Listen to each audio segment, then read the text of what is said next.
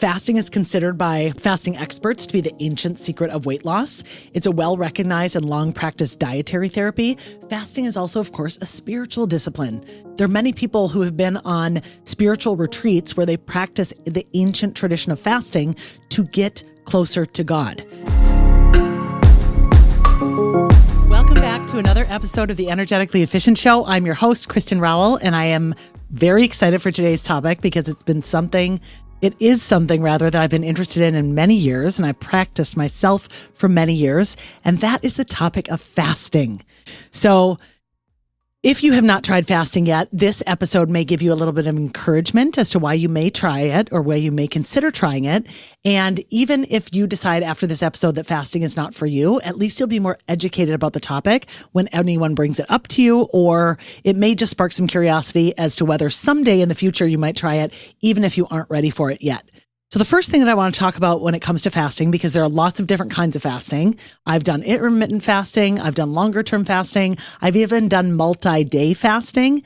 And the primary thing that I want you to know is your body was designed to fast. So I don't care what sort of influencers out there tell you that fasting is bad for you. If you are metabolically flexible, you should be able to go a certain period of time without food. As we evolved as humans, take yourself back to caveman times, it wouldn't be natural for you to have thousands, if not tens of thousands of calories at your fingertips every single day in your cupboard or in your fridge, for example. But that's the kind of modern society that many of us live in today. And so we have calories at the ready at all times, and we are ingesting food and stuffing our faces with food all of the time, many times for reasons other than hunger. So one of the things that I encourage people to consider about intermittent fasting, or rather fasting in general of any sort, is you can really learn a lot about your relationship with food when you engage in a fast. And you may decide to start with intermittent fasting, which is what I recommend people do. You may decide that you're up for a challenge and want to do some longer term fasting, but really whether and when you decide to fast has to do with a variety of factors. And there are some people that I would recommend probably should not fast, where there's other people that certainly can benefit from fasting. So depending on who you ask on the internet, they will tell you fasting is the worst thing you can do. Fasting is terrible for you. Other people are going to say fasting is awesome. Fasting is a really important metabolic tool. So truly, what is the answer? Well, the answer is, like anything, and this is where my lawyer brain comes in, like anything, the best answer is it depends. Okay, it depends on what, Kristen? Great question. I'm glad you asked. So I want to start before I say who should fast and who shouldn't fast, because the answer may seem obvious, but I want to first set the stage for you have in your body 4 different sources of fuel, okay, at any given time. So the first fuel source that your body is going to rely on and needs to get rid of right away is, and I don't want to say right away, but kind of instantly after you consume it, is glucose or carbohydrates. So the reason that your body is going to have to utilize and or store carbohydrates right away is because your body is constantly seeking to keep your blood sugar regulated. Your body does not want your blood sugar to get out of whack and go askew. So if you eat, I'm making this up, a half a loaf of bread, if you eat a bowl of pasta, if you eat 2 potatoes, if you eat anything that is more really than a bolus of about 40 grams of carbohydrate in a meal, your body has to do something with that carbohydrate because high chances are you are not going to use it in that sitting. You're going to actually have to store it on your body to be conserved for later use. We as a society, especially here in America, truly overconsume carbohydrates and don't use them enough. Now, if you're someone who runs a ton of marathons, if you're an ultra runner, if you are an extremely active person, maybe your job is not sitting behind a desk like this all day. Maybe you are working in construction. Maybe you are in some kind of manual labor and you run in the morning before work and you're running around with your kids at night. You are someone who truly can hold more carbohydrates, can consume more carbohydrates because you're actually burning a lot of them throughout the day. Many people aren't. And if you take the average person who has an excess 10 pounds, 20 pounds, 40 pounds, 50 pounds, or 100 pounds of body fat on their body, if they're in a state of metabolic disrepair, if they are not well, they truly can benefit from fasting because it allows them to get into a metabolic state where they start to burn that body fat as fuel. So remember a few minutes ago when I said that you have 4 sources of fuel? The first source of fuel on your body is carbohydrates. It's the glucose that you eat. It's the bread you consume. It's the quinoa that you eat. It's the rice that you eat. It's the bananas. It's the fruit. It's the sweet potatoes. It's everything that is a carbohydrate source. That is what your body has to burn off first. Now, after you burn off the carbs or the glucose, the second fuel substrate that your body has is dietary fat. So this is your avocados. This is your nuts. This is your walnuts. This is your ribeyes. There's a lot of fat in a ribeye. This is your butter, your grass-fed butter.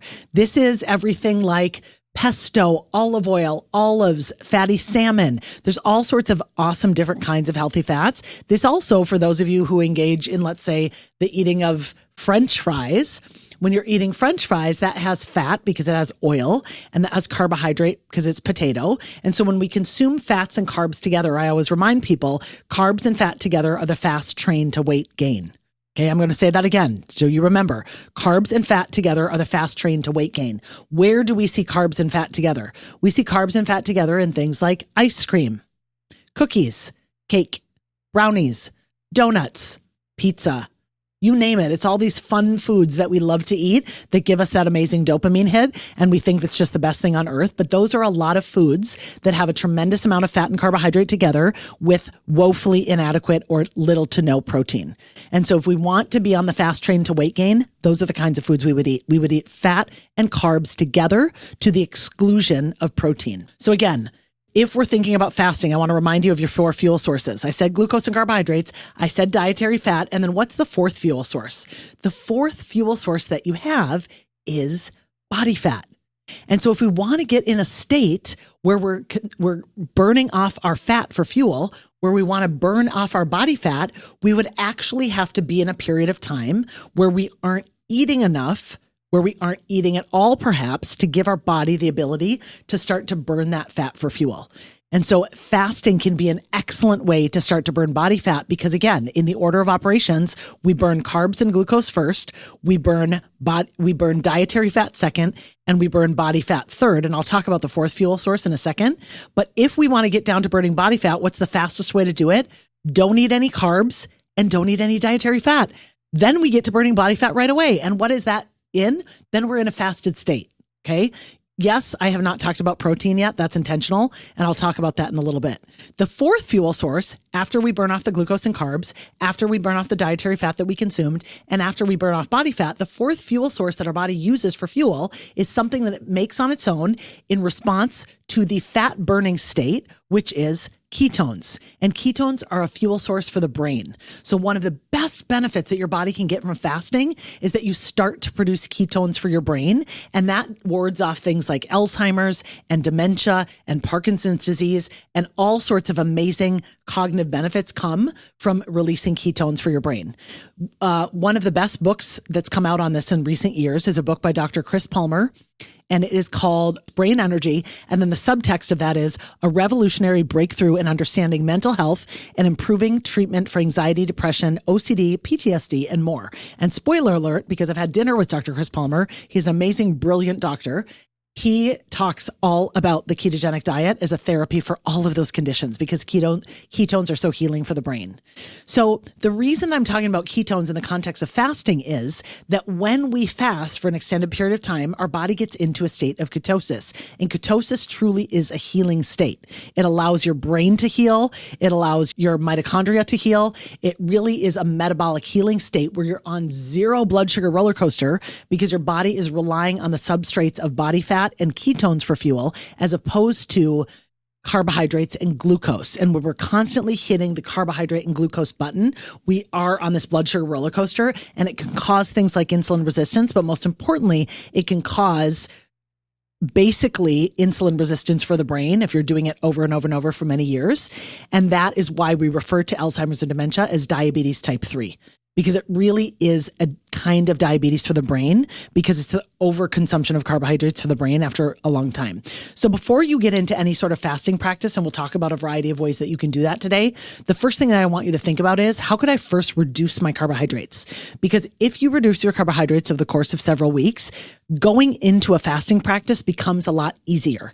It can be a lot more difficult to practice intermittent fasting for the first time if you're on a blood sugar roller coaster all of the time, because the second your roller coaster goes down to the bottom and you start to get hangry, that hungry, angry stage that's like, I need food right now, that will cause you to have to eat again. And you'll think fasting is the most miserable thing in the world because you haven't trained your body to use fat as a substrate for fuel instead of carbohydrates. So the quickest way you can learn how to intermittent fast easily is that you could start consuming a well-formulated low carbohydrate lifestyle. And that would simply mean reduce your carbohydrate consumption to something like 10 to 20% of your total calories come from carbohydrates, and have more of your calories come from protein and fat. Okay. So after we think about the fact that glucose and carbs need to be burned, then dietary fat, then body fat, then ketones, I want to talk for a little bit about what is fasting. So if we just think about from a 10,000 foot view, what is it? And I always say it is good for you. Fasting is one of the best ways to increase insulin sensitivity. And remember, you guys, on the spectrum of insulin sensitivity is over here, and full-blown type 2 diabetes is over here. And this bandwidth in between the two, the distance between insulin sensitive and type 2 diabetes, is a bandwidth of insulin resistance. So insulin resistance is on a spectrum, and we become more and more and more insulin resistant until we get over to type 2 diabetes. So the goal is not to be insulin resistant. The goal is to be insulin sensitive, which means your body is sensitive to the input of glucose or carbohydrates because you don't consume them all of the time. Your body isn't it's not the boy who cried wolf inside your body when carbs come in because they're like, oh yeah, more carbs. More carbs. I got to just keep pumping insulin out of the pancreas all day long to deal with this carbohydrate load. Your body is actually like, ooh, carbs, fun. I don't get those that often. And then it knows what to do with them because it's actually a surprise that you're consuming carbohydrates rather than onslaughting carbohydrates into your body all day long. So fasting truly is one of the best treatments for obesity and type 2 diabetes. In my opinion, it should be considered part of everyday life. And I don't mean everyday life in terms of you have to fast for 24 hours every day, or you should fast for even 16 hours every day. I mean to be mindful of your eating window and know when you're done eating at the end of the day, and then be intentional about when you start eating the next morning. So for example, last night I stopped eating somewhere before 6 o'clock. I want to say it was in the 5s, and I didn't eat this morning until later in the morning. And so I had an intentional fast that was around 14 and a half hours or something, maybe 15 hours by the time I ate. Some days I'm only eating 13 hours apart. Some days I can go 17 hours without eating. There's all sorts of different ways that you could do this. But the main thing that I want you to focus on first, and I recommend that people download an app called Zero Longevity. That's Zero Longevity. I'll put a link below this podcast episode so you can go and get that app for yourself. But I recommend that people do that app so that when they're done eating at night, they push start fast. And that means my mouth is shut and I'm not eating anymore tonight. Right? Think about how many mindless times you just eat walking around your kitchen at night or sitting in front of the TV because you're just mindlessly eating something when you're not hungry. Tracking your fasting with a timer or an app actually helps you be mindful of it so that you don't mindlessly eat. So I use a fasting tracker. I use the Zero app every single night, and it keeps me really honest. My sister and I always laugh because she also uses the app. And there have been so many times at night where I all of a sudden will find myself sort of wanting to graze in the cupboard. And the only thing that keeps me from eating something is the fact that I already started my fasting timer like an hour and a half earlier. And I'll be darned if I'm going to have to start that fasting timer again because I wanted like a spoonful of peanut butter or something for an emotional reason, right? It really allows you to be mindful of your emotional eating patterns. So I think tracking your fasting through a timer is a really good idea. Fasting is considered by fasting experts to be the ancient secret of weight loss. It's a well-recognized and long-practiced dietary therapy. Fasting is also, of course, a spiritual discipline.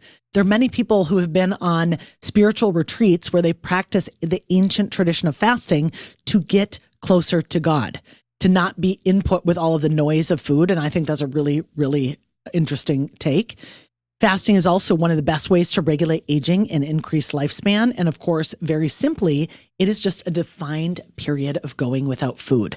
So who might want to fast versus who might not want to fast? Well, I think it's pretty obvious to say that someone who has a lot of excess body fat on them may be in a better state where they could fast, because fasting will allow them to dip into those fat stores and use that excess body fat for fuel. Think of the excess body fat on your body, guys, as fuel. Think of it as a freezer full of food. You know, I talk to my clients when I have clients who hire me who are like, I have 50 pounds to lose, I have 100 pounds to lose, I have 20 pounds to lose, whatever it is. The more fat you have on your body, the more food you have in storage on your body. So it really is that you can use that stored food as fuel over the course of extra hours without eating, or maybe an extra day or two without eating, so that you can start to burn that fat off your body and get yourself in a more metabolically healthy state.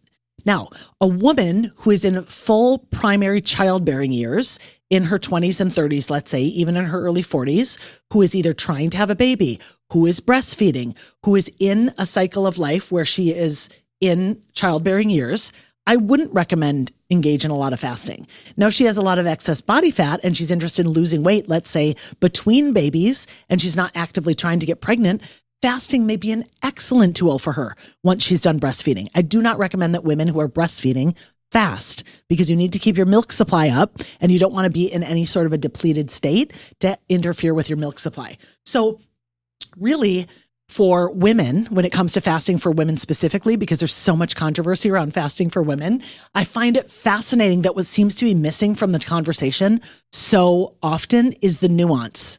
It's not that fasting is good for all women or that fasting is bad for all women. Fasting is great for some women and fasting is terrible for others. And so every woman listening to this has to be discerning about whether fasting is something that's good for her.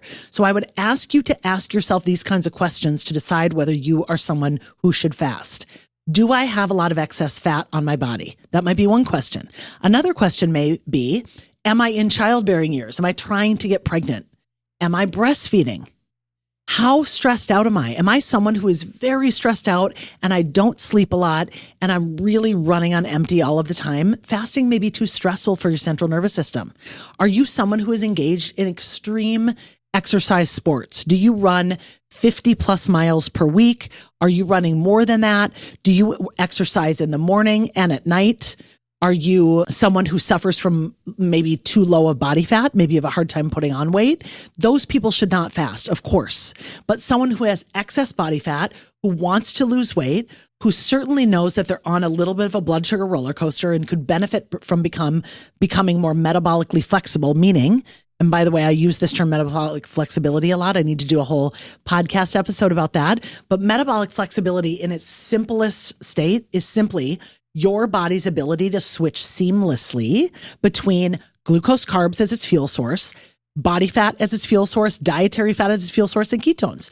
It can just go back and forth between those as if it's just changing the paddles in the boat, as it's just rowing the boat. And it's like, oh, we're going to use this paddle over here, this paddle over here. I'm using carbs now. I'm using fat now. And your body doesn't freak out when it's like, no carbs, no carbs, no carbs. Now what? And then it's hangry. It's like, oh, cool. There's no carbs. I'm just going to go get some fat.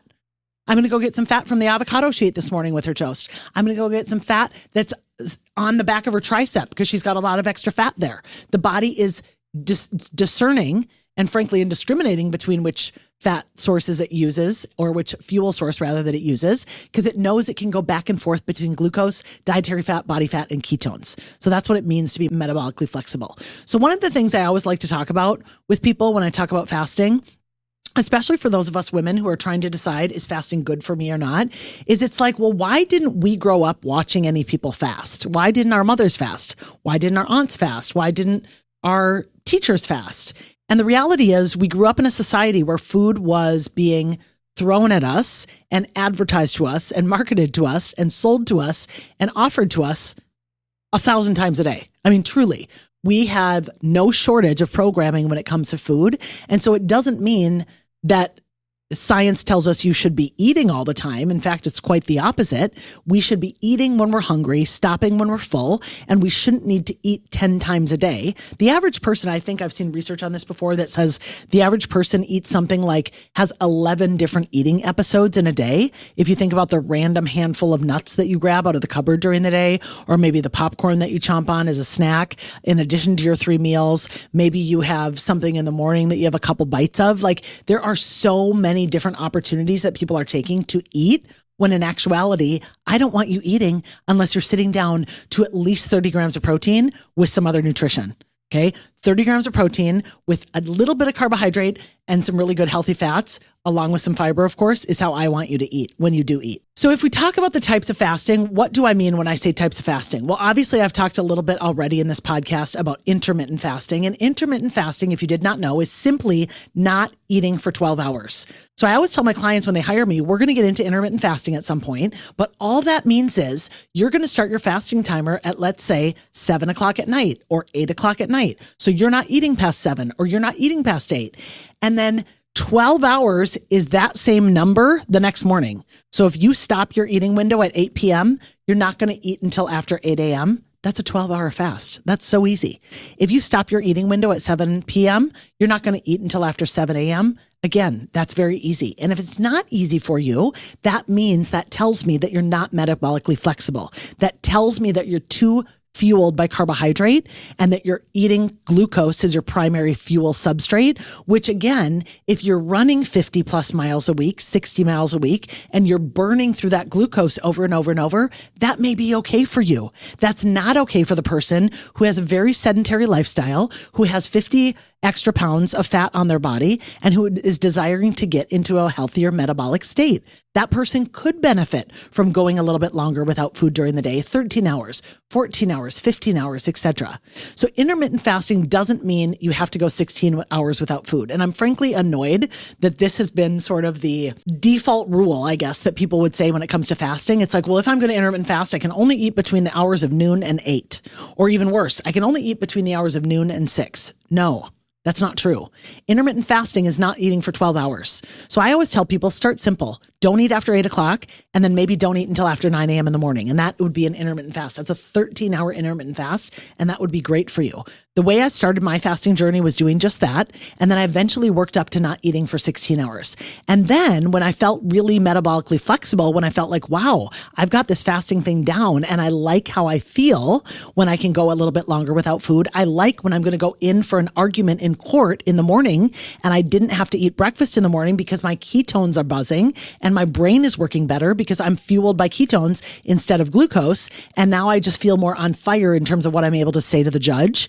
That was really rewarding for me. So I would go 16 hours without food. I would go 17 hours without food. And I would make sure that I was eating really good amounts of high quality ingredients and food in the window of my eating. So whether I'm eating at noon, then maybe again at 3, then maybe again at 6 with a little sort of dessert treat or maybe some fruit after that. That was a great day for me. Today, I do it a little differently. I probably eat as early as 10 or 10:30 most mornings. Some days I don't eat until 11 or 12.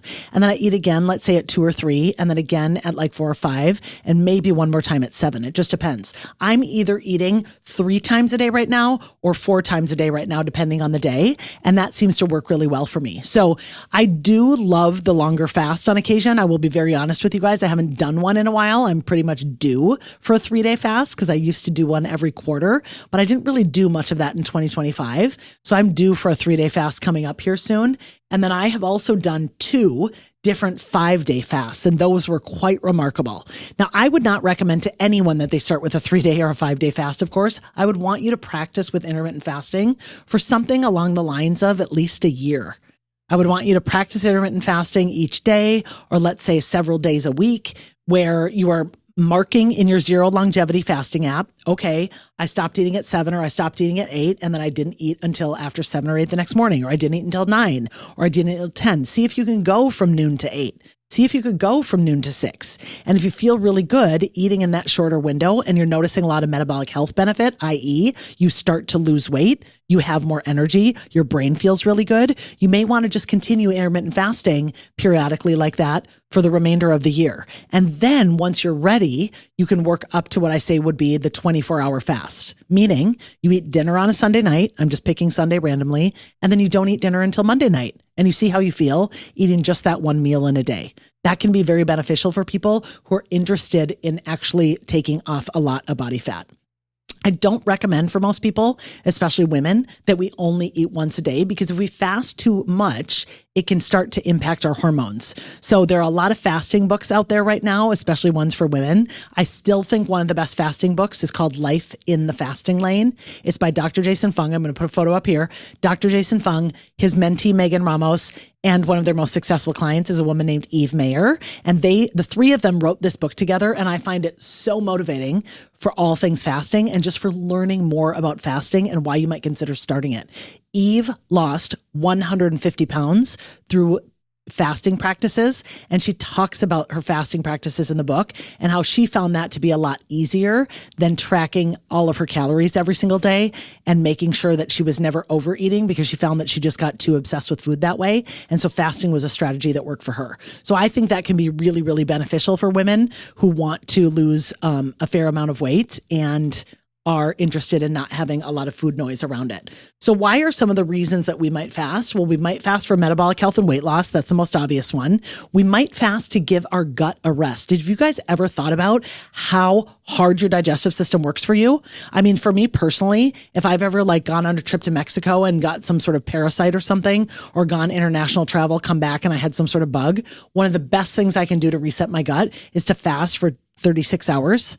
So I like the 36-hour fast. It's a fantastic fast for killing a lot of cancer cells, for increasing autophagy. There's research that shows that autophagy increases by 300% in a 36-hour fast. And a 36-hour fast, just to keep in mind what that would look like, is stop eating at 7 o'clock on Sunday night and then don't eat until 7 o'clock on Tuesday morning. So it's literally stop on Sunday night, go to sleep, don't eat for a full day, go to sleep, eat the next morning. So it's just one day of not eating and 2 sleeps. That's it. And so that can be a very powerful fast that people start. In fact, I recommended to one of my girlfriends who is struggling with some perimenopausal weight gain and also has some Alzheimer's and dementia in her family. She wanted to figure out how she could just optimize her metabolic health. And I said, what if you just started fasting every Monday? There are hundreds of thousands of people in this country who literally don't eat on Mondays. It's a thing. It has been for over 10 years. And so she's like, I'm going to try it. And you guys, she's still doing it. It took the weight off that she wanted to. She feels so good about how much she's giving her body in terms of health in avoiding and preventing Alzheimer's and dementia. And I'm just so proud of her because she's doing so much for her metabolic health. So the 36-hour fast is something that can be very, very powerful for women, especially designated at certain parts of your cycle. So just by way of cycle tracking and cycle information as far as fasting goes, is when we first start bleeding, when we get our period, that is the easiest time to fast. The hardest time to fast is right before your period and also when you're ovulating. So if you're ever like, oh, should I try one of those longer fasts? Should I try some intermittent fasting? Just consider starting it in those first few days of bleeding, because that's actually the easiest time for us to fast from a hormonal level. It may not be necessarily for you from an emotional level. It may be harder to be away from food emotionally, but I do find that a lot of my clients it seems easier to fast in those first few days of their cycle, for sure, more so than the days leading up to their period, because that can be very difficult. So I just want to close this by talking about some reasons that you may fast for metabolic flexibility, or at least tie those two together for you, because I want to make sure it makes sense why fasting could be your superpower in terms of making you metabolically flexible. And the real truth is that fasting is one of the easiest ways to teach your body how to become metabolically flexible. When we go without food for 13 hours, 14 hours, 16 hours, 18 hours, 20 hours, your body has to start to forage within itself for food. It has to say, okay, she's not giving me any glucose. She's not giving me any dietary fat. I got to go find some fat in the body. And so you go look for dietary fat, or body fat rather. Your body's going to start burning body fat, and it's going to produce ketones for the brain, which are so healing. So it really does allow you to become metabolically flexible. And this is like the whole mechanism of action when you go without food, when you don't have any carbs, fat, or even protein. And I know I told you I'd talk about protein, so I'll do that in a moment here. Your body has to start producing ketones for the brain, which are so healing. Fasting also stimulates growth hormone, so it can be a very awesome anti-aging strategy. What I used to do is I used to schedule my Discover Strength workouts on Monday mornings at 5:30. I used that time for years, and then I would stop eating at around 5 p.m., and then the next morning, I would go into Discover Strength at about 12 hours fasted, 13 hours fasted, which is when you get a boost in HGH. So I was using that boost in HGH to do my strength training right then, which would feel so good because I would have a really good workout at that time in the morning. So you can strategically employ fasting to actually make you stronger because it does stimulate human growth hormone. In fact, at 48 hours fasted, HGH goes up by 500%, which I just think is so cool. So I always say you can supercharge your life with fasting and combining it with a low carbohydrate lifestyle, and then periodically intersperse in a higher carb day, and then take advantage of that with fasting because you can burn through a lot of glucose that you have stored on your body. So if you're interested in fasting, I do share a lot about my own fasting practices on Instagram. You can follow along with me there. I do recommend that you download the Zero Fasting app. Hopefully you'll find some use with that. And stay tuned for future episodes where I'll do some deeper dives about 3-day fasting, 5-day fasting, and everything in between. Thanks for being here, and I hope to see you on the next episode. Bye.